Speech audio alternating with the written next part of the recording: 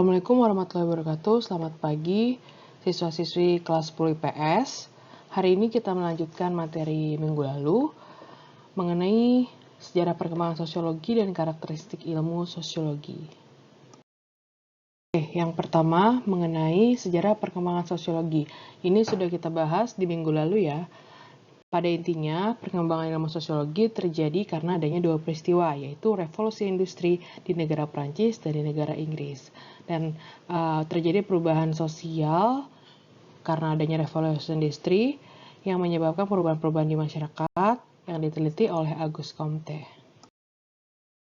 Ya, selanjutnya ini adalah Auguste Comte, yaitu dia dikenal sebagai bapak sosiologi dunia. Materi ini juga sudah kita bahas di minggu lalu ya. Pada intinya, Comte ini yang menyarankan agar semua penelitian tentang masyarakat harus ditingkatkan dan harus berdiri sendiri. Dan dia menyatakan dan menyarankan bahwa ilmu tentang masyarakat itu adalah ilmu sosiologi. Selanjutnya adalah karakteristik sosiologi sebagai ilmu pengetahuan, yaitu ada 4. Yang pertama empiris, yang kedua teoritis, yang ketiga kumulatif, dan yang keempat non-etis. Untuk penjelasannya di slide berikutnya ya. Yang pertama adalah empiris.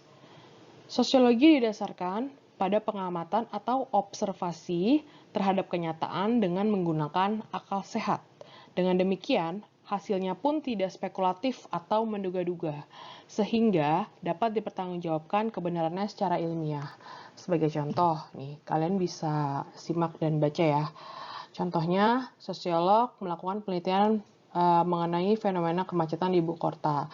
Nah, terdapat argumen bahwa kemacetan yang ada di Jakarta disebabkan oleh rendahnya tingkat kepercayaan masyarakat terhadap kebijakan transportasi publik yang dicetus oleh pemerintah. Nah, argumen ini tidak serta-merta bersifat menduga-duga atau spekulatif, namun berdasarkan hasil observasi dan penelitian secara langsung di lapangan. Yang kedua adalah teoritis. Sosiologi disusun atas dasar pengamatan dan penyusunan abstraksi. Dari hasil pengamatan atau observasi, lantas disusunlah abstraksi. Adapun yang dimaksud dengan abstraksi adalah kerangka unsur-unsur yang tersusun secara logis dan bertujuan untuk menjelaskan hubungan sebab akibat sehingga terbentuk suatu teori. Contoh, adanya teori modernisasi. Nah, teori modernisasi ini muncul karena adanya perubahan-perubahan sosial yang ada di masyarakat. Yang tadinya masyarakat bersifat tradisional, yaitu artinya sederhana ya, masih bergantung dengan alam. Karena adanya perubahan sosial, contohnya adanya penemuan baru berupa alat-alat teknologi, alat-alat mesin, alat-alat produksi. Nah, akhirnya masyarakat yang tadinya bersifat tradisional karena sekarang sudah adanya kecanggihan teknologi informasi, teknologi mesin, ya kan, berubah menjadi masyarakat modern dan dicetuskanlah teori modernisasi. Seperti itu. Paham ya? Yang ketiga adalah kumulatif. Teori-teori sosiologi dibentuk berdasarkan teori-teori yang sudah ada sebelumnya, dalam arti menyempurnakan, memperluas, dan juga memperhalus teori-teori lama.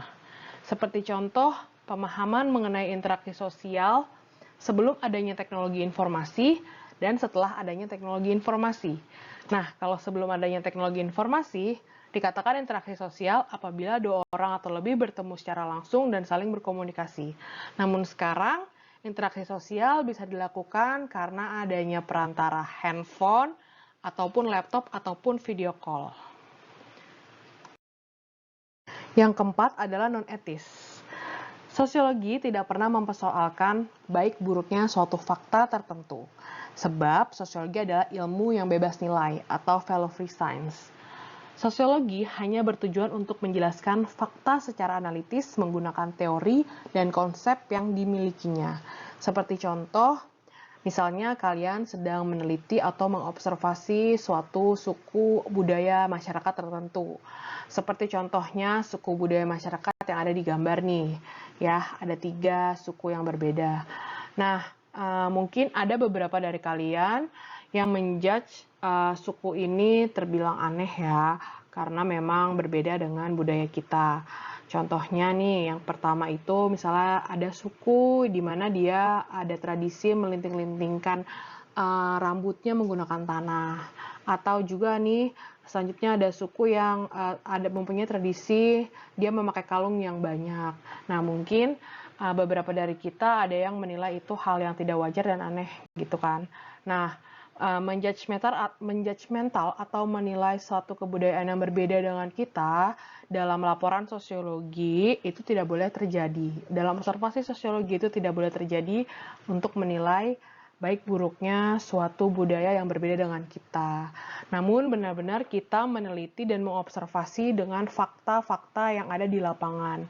Ya, jadi memang tradisi mereka seperti ini, berbeda dengan kita. Ya, memang kebudayaan mereka, kegiatan mereka sehari-hari, kepercayaan mereka itu ya memang seperti apa yang mereka lakukan aslinya gitu. Memang berbeda dengan kita dan kita tidak berhak untuk dan juga tidak boleh menilai baik atau buruknya suatu budaya itu gitu. Itu dinamakan non etis. Paham ya?